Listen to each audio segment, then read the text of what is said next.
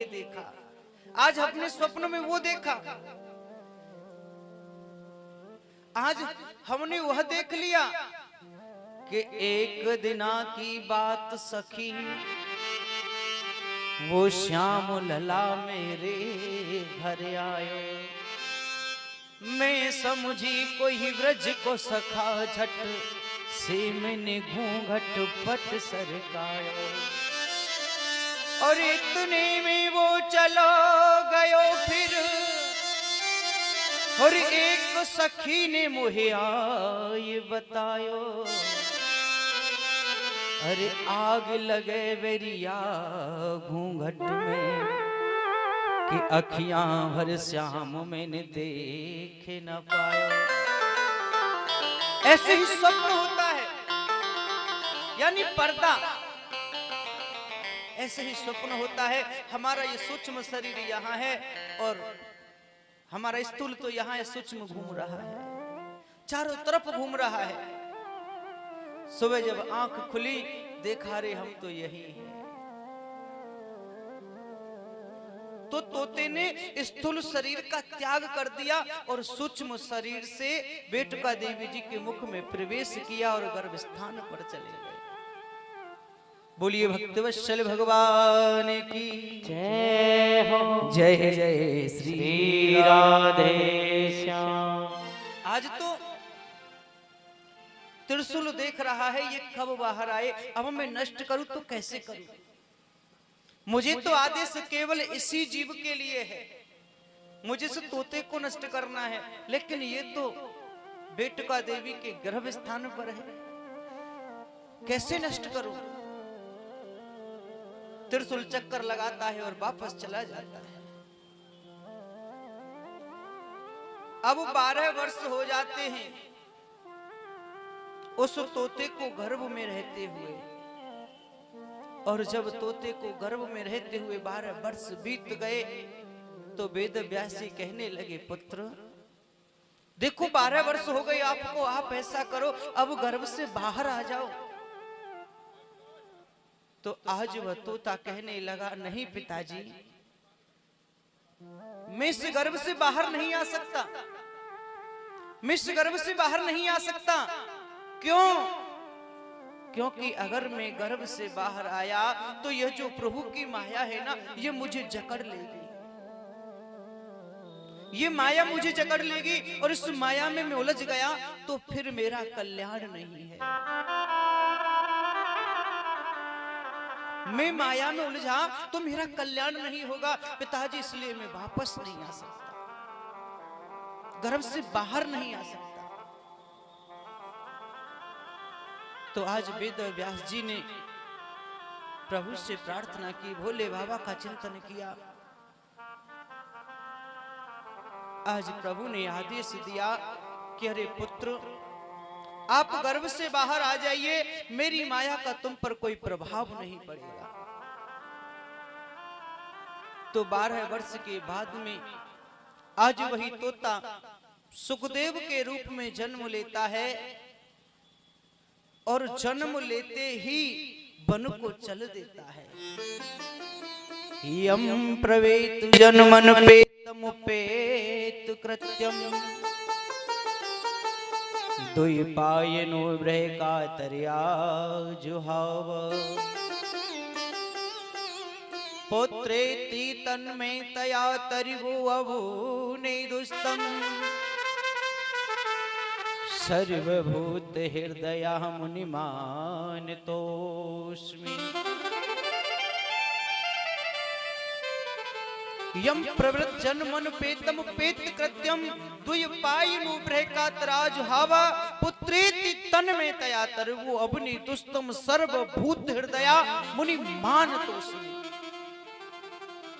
देखिए, जिसने जन्म लेते ही सन्यास धारण कर लिया, 4 अंगुल की कोपिन भी धारण नहीं की है, और सीधे वन को चले जा रहे हैं, और उनके पीछे पीछे ब्रह्म कातर होते हुए और वेद व्यास जी चिल्ला रहे हैं, हे पुत्र रुक जाओ, पुत्र रुक जाओ। लेकिन उन पर कोई प्रभाव नहीं पड़ता, वो तो चले ही जा रहे हैं। सुखदेव जी तो कुछ नहीं कहते, लेकिन उनकी तरफ से वृक्षों ने कहा, हे वेद व्यास जी, आप कहां जा रहे हो? किनके पीछे जा रहे हो? आप जिनके पीछे जा रहे हो वो कभी वापस नहीं आएंगे, वो वापस आने वाले नहीं हैं। क्यों? क्योंकि आप तो जानने वाले हैं, आप तो समझदार हैं। इस संसार में कभी कोई पुत्र बनकर आता है, कभी पिता बनकर भी आता है। ये तो संसार सागर है। आज कोई किस रूप में आया, कल कोई किस रूप में आएगा। तो आपसे बढ़कर ये जानने वाला कौन है? आप चले जाइए, आप उसके पीछे मत जाओ, आप वापस हो जाओ। आज वेद व्यास जी वापस चले आते हैं। सुखदेव जी पहुंच गए, एक वट वृक्ष के नीचे उन्होंने आसन लगाया और बैठ गए। उनका ध्यान प्रभु में लग गया। लेकिन अब जब वापस आए वेद व्यास जी के मन में एक प्रश्न उठा, मैं क्या करूं? तो उन्होंने धीरे धीरे कर 17 पुराणों की रचना रची, 17 पुराण रच दिए। अब उनको पढ़ने लगे, लेकिन मन में फिर भी शांति नहीं है। 17 पुराण रचने के बाद भी वेद व्यास जी को शांति नहीं मिली। तब उनके पास में नारद जी आए और यही 4 मंत्र दिए, और उन्हीं 4 मंत्रों को उन्होंने 18,000 श्लोक बनाए और 18,000 श्लोक में परिवर्तित कर श्रीमद् भागवत कथा जैसे ग्रंथ को लिख दिया। बोलिए भागवत महापुराण की जय हो। जय जय श्री राधे श्याम।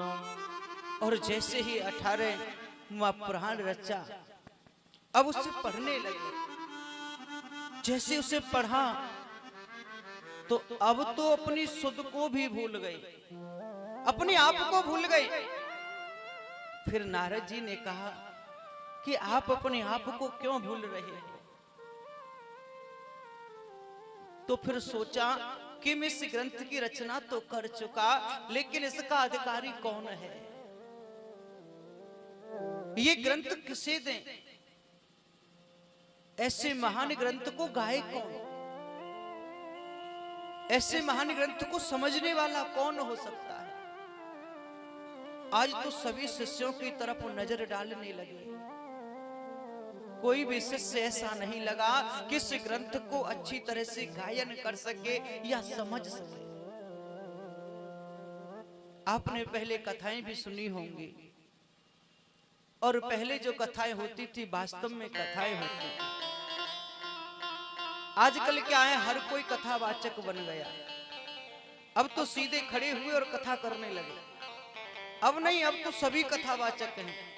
वृंदावन में जाइए, तमाम मिलेंगे।